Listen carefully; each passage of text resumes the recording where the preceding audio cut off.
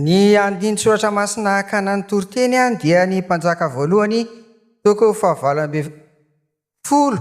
andininy 120 ka hatramin'ny 730. Fa tsara ihany ny manao tompo-maso kely ny Luka toko 7 ny izay voalahatra ho vakiana teo zany mitantara ny amin'ny filazany Jaona mpanao batisa ny am'ilay ho avy, ary ny asan'ny apôstôly toko 10 io zany manatantara be satria nisy olana ny amin'ny andraisana ny tsy jiosy hafa firenena tsy ho kristianina. Diso kely zany teniko zany zafady.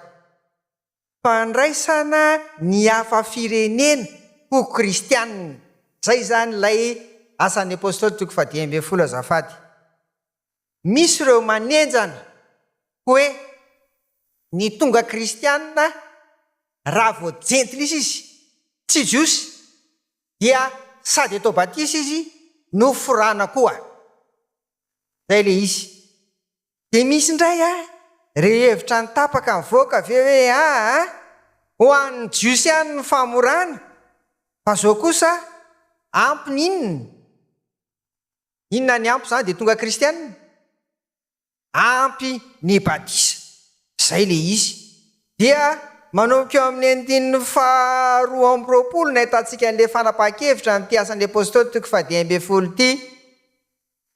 Ary dia zay nasaina ny fahadiana zany de eo amin'ny andininy 720. Io le fampianarana. Andininy 720. Reheto ihany zany ny fahadiana inona daholo? Voalohany hena natao fanatitra, hena naterina tamin'ny sampy zany, zay vavahana tamin'Andriamanitra sy ny razana sy vavahana aminy eo. Zay zany ny ray. De manaraka ninona? Ny raha, na raha ninona na raha ninona. Zay taloha no ianarana koa asiana vary.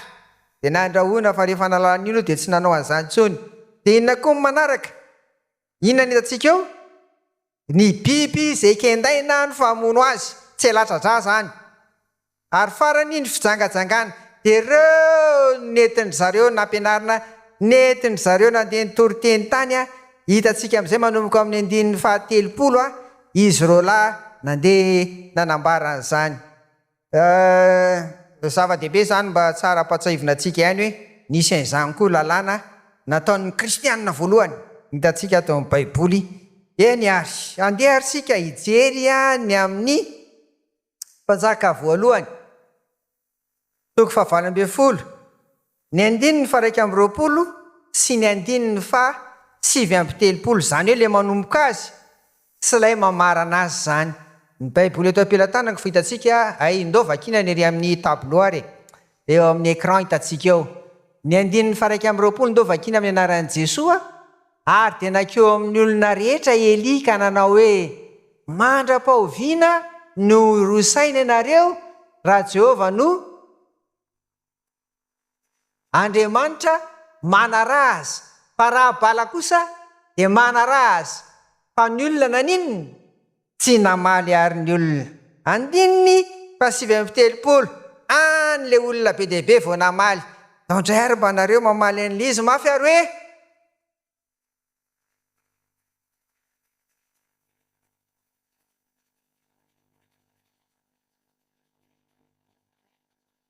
amen. Hay mora resy lahatra ay ve olona sasarotra resena lahatra tsy fantatro fa dia samy nangenahena fotsiny leo tamin'le voalohany. Eny ary. Zao no hitondrako ny Toriteny mba somary fitinina kely le atao hoe tontolo miresaka an'ity de ny fizarana faharoa iresahantsika ny amin'ny hoe inona ary zany reo hevi-dehibe tokony mba ho tehirizina ao anatin'izany. Riavako tamin'ny andron'ny mpanjaka Ahaba ny vadiny de antsoina hoe Jezebela teo amin'ny Israelita de nanompo ny Andriamanitra bala izy ireo. Ilay bala zany raha tena jena koa ny tena dikany dia hoe ino ty? Tompo. Zay zany tena dikany Andriamanitra lahy io. De ny vadin'izy io Astarta, zay Andriamanitry ny fitiavana zany. Mbola hitantsika ny ty fa dia zany no nalaza tamin'ny andron'ity mpanjaka antsoina hoe Ahaba ty teo amin'ny Israely. ity Andriamanitra bala ty nefa dia Andriamanitry ny Kananita ny netomboa, zany hoe Andriamanitry ny jentilisa izy zany. Ary ny tena ilana azy dia Andriamanitry ny fahavokarana na fertilité, ary koa Andriamanitry ny ranonorana na koa ny rotsakorana sy ny sisa, satria ny zanak'Israely dia mpamboly sy mpiompy arak'izany ka mila ranonorana, mila fahavokarana ny zavatra ambolena ary koa ny zavatra ompiana.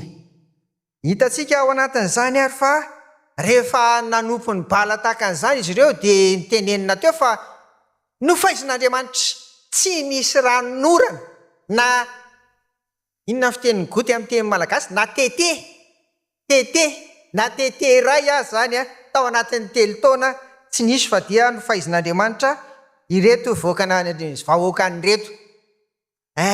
Alohan'ity toko fa-17 sy ny sisa dia nandeha nitady bozaka ho an'ny biby fiompiny any mpanjaka, sahirana mihitsy satria maina daholo niahatra sy ny sisa tao anatin'izany. Tapa-kevitra ary fa dia nitady vahaolana, nefa milohan'izany ny mpanjaka dia nametsingy any Eli sy izay mpanompon'i Jehova fa hoe avy amin'izy ireo no nahatonga an'izao ahitany mahatsiravina eo amin'ny vahoaka, eo amin'ny tany sy ny firenena izao. Fa Eli kosa dia nilaza mazava fa mifampotsampy izay neken'ny mpanjaka ary narahany mihitsy zareo ny modely. Zany no anton'izao dia amahana ny olana zany dia natsony hoe andao daholo ary indrindra ireo mpaminany ny bala firy izy teo 500 lahy andao ho any amin'ny tendrombohitra antsoina hoe Karmela. Ary dia tonga tany koa any Eli, inona ny atao any? Ndao angataka orana, ary koa eo no alalana iza marina no ten'Andriamanitra. Ahaba no nifidy ny tendrombohitra Karmela, atritsitra aloha fa mbola misy hatramin'izao eo amin'ny tantara fiangonana ny atao hoe Karmelita. Ireo Karmelita ireo zany le religieuse mpivavaka ireo. Dia ngamba aloha tsy tena izay no resantsika fa mbola manatantara zany ny lovan'ny lovaina avy amin'ity Karmela ity. Io tendrombohitra io dia misy rakotsoatra samihafa milaza ny amin'ny hoe midika ny anaran'ny Karmela ozy dia hoe zaridainan'Andriamanitra, satria eo amin'ny tendrombohitra ireo no maitso le manodidina azy ohatrany hoe ngazana daholo. Misy koa milaza fa tany-mboalobok'Andriamanitra izy io, zay zany dika an'le Karmela.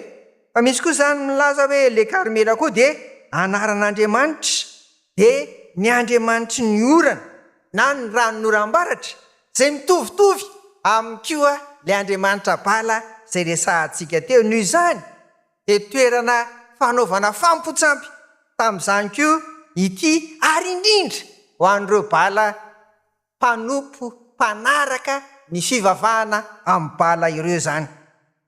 Toerana raha tena diniantsika zany dia toerana mety amin'ilay bala zany reto, ho an'reto mpaminany bala reto, satria tena mitovy tsara mihitsy koa io le tendrombohitra eo akanjany zany izy eo an-jaridainan'izy zany, mety amin'izy ireo tsara ka na inona atao dia mety azo valiny tsara. Hitantsika teo ny toean'ny tantara ary fa rehefa tonga teo Eli mpaminany Jehova ary eo ny mpaminany bala 500 dia nifanaraka fa samy anao inona? Anamboatra alitara ary samy an'olotra inona? Vato-trombola. Dia Eli ny teny nanao marobe fa ataoviny ianareo aloha. Dia nanao zany zareo hatramin'ny maraina, dia nanao ny fivavahany sy ny sisa nangataka, efa tsempoka mihitsy sy ny sisa, efa ohatra nino ohatra ny ozakandriny sy ny tahaka izany miantso ihany. Aiza ry izy tonga ny atoandro mbola tsisy namaly ihany, satria hoe zay mamaly ny afo tsy asiana afo lo izy, zay Andriamanitra mandefa afo dia zay ny tena Andriamanitra zany. Nanao ihany zareo dia nijerena ihany, efa tonga ny atoandro.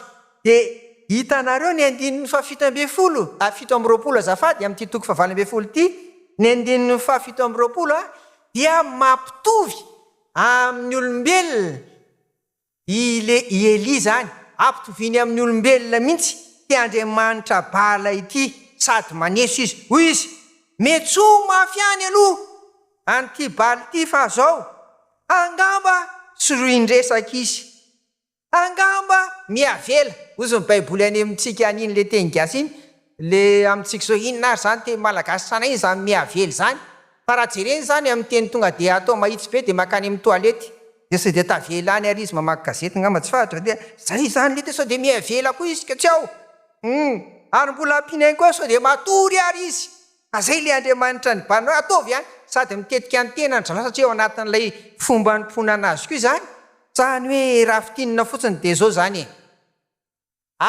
ndray andro eo natsona ty Andriamanitra baly ty mba angataka andefa ny afo fa tsy tateraka zany neny Eli kosa indray de zao teneniny anjarany Eli indray zao asirano alozy rehefa natrareo lemo temana rano de asi koa fenoy daholy de lasa am'izay Eli ary mivavaka nangataka tamin'Andriamanitra dia inona no seho nandefa afo Andriamanitra ary de levony fanatrara manontolo de teo am'izay le voaka voanio rakoraka hoe Jehova to izy no indro mihitsy Jehova indro mihitsy izy hitatsika eto zany andiny ny fahasivy-telopolo ndao am'izay arytsika de ka inona ary zany ny hevi-panahy tsara ho tsoahantsika ao anatin'izany riavako voalohany indrindra de zao aloha tsy makasitraka zany satria tany amin'ilay fiandohany ny vakina tamintsika teo ny andininy faraky amby 20 de misabaka ny olona misy ny sady mandeha any amin'ny bala misy mandeha any amin'ny Jehova misy koa tena any amin'ny bala fotsiny mihitsy zany ka ny lesona voalohany eto zany na ny hevitra tsara ho tsindrina de zao tsy makasitraka ny fampotsampy mihitsy Andriamanitra tsy makasitraka ny atao amin'ny tana roa na amin'ny tana telo arak'izay tenenina azy am'izao androtsika zao tsy makasitraka ny lefiteny hoe syncrétisme mihitsy Andriamanitra zany tena tsy makasitraka izy sady mivavaka amin'Andriamanitra ianao no mbola mino ny fitahin'ny razana ianao tsy akasitrahan'Andriamanitra mihitsy zany zavatra zany ary de mamaly ny vantana izy hitatsika hoe 3 taona tsy mety tonga saina mihitsy 3 taona mandraingirangy fa mbola ao ihany zany zay aloha zany voalohany tsy akasitrahan'Andriamanitra ny fampotsampy faharoa tokony ayandinika ny zava-misy manodidina zany isika vahoakany raha amin'ny antotsika zao tsy maninona koa efa maninona amin'ny antona ny orana fa maninona amin'ny mafana be na fa maninona dolo ny zava-misy zay manelingelina ny fiainantsika amin'ny fiainana andavanandro fa maninona dolo misy reny indrindra miandro orana miandro fahombiazana miandro vokatra fa tsy misy maninona dolo misy zany re zany de tsy azo amavainina ry havana tsy azo amavaniny reny fa ampiasain'Andriamanitra reny tahaka ny ahitany hitatsika eto mahatonga ny olona ninona iverina aminy mahatonga ny olona ibebaka ary mba hatonga ny olona hitodika amin'ny tanteraka metraka amin'ny finoana sy ny fahatokisana amin'ny rery any fahadina zany ny mana mafo ao anatin'ny olana samy hafa ry havana ary indrindra moa fa mitsoka ny tompo fahatelo na de be aza ny fahavalo manoloana na inona be an'ny olana soedraina de zao mbola nanana fotoana ary le zava-dehibe foana miverimberina tato ato mbola nanana fotoana Eli niantsona ny anaran'Andriamanitra ary de mamaly zany izy mampahery antsika ao ry havana ny amin'izay mety ho abe na amarona de mety olana na zavatra miseho amintsika zany aza mitsahatra miantso ny tompo fa misy tonga de valiny eny eo ary manatenitsika fa raha tsy valiny androany valiny rapitso zany mpandresa ianao rehefa manam-potoana iantsona ny tompo eo anatrehan'ny mpaminan'ny bala 500 maro zany tena maro zany fa efatra ny finoana sy ny fahatokina ny tompo zany amin'ny anaran'i Jesosy Kristy ho an'ny androtsika zao de tena ilaitsika hiatrehana an'izao fiainana zay mety heverina hoe tsy memora fa mety ho sarotra sy manahirana izao ry havana mandresitsika ao anatin'ny ady mafy finoana sy fahatokina an'Andriamanitra le mpamorona zay zany izy eto ny bala zany zavatra fironon'olombelona zany lay mpamorona ary zay mihitsy ny foto-kevitra atsika ry havana mivavaka amin'ilay mpamorona fa tsy mivavaka amin'ny zavatra amin'ny fironona fahadimy mazava amintsika ary tena marina hitan'ny olona rehetra ny valim-bavaka an'seho teo ary natonga azo nanao an'le fanekempona hoe Jehova izy rery no Andriamanitra atsika zany de hoe Jesoa izy rery no mpamonjy fanekempono tsika zany Ary izany no entintsika averika ihany. Mitsoro vavolombelona ry havana. Na aiza misy atsika. Fa enony, ny adiny Elia dia adin'Andriamanitra. Ny adinao koa zany dia adin'Andriamanitra na adin'i Jesosy. Ny fandreseny Elia dia fandresen'Andriamanitra. Ny fandresenao koa dia fandresen'i Jesosy ry havana. Noho izany, kiro mafy ny tompo. Fa ho avy ny fandresena. Ho avy ny fandresena amin'ny fiainana isan'andro. Mitarika antsika Jesosy ary momba antsika izy. Ary ao anatintsika koa indrindrindra ny fanahy masina ry havana. Fa fito sady farany. Ny famoriana vokatra ho an'ny tompo dia asan'Andriamanitra sy andraikitra miandry antsika. Sady miasa zany Andriamanitra, miasa tsika raha amorony vokatra. Asehon'Andriamanitra ny voninahiny, asehon'Andriamanitra ny heriny, asehon'Andriamanitra verina ny mampahary ny zavatra rehetra na nita na ny tsy hita azy ry havana. Fa zao anjarantsika miara-miasa aminy. Tahaka ny nataony Elia teto, ka nataona indray ny vahoaka marobe, ary raha toizantsika ny toy ny tantara dia sady vonoina ny mpaminany ny bala rehetra, ary aveo dia nilatsaka amin'izay ny ranon'oram-baratra ry havana.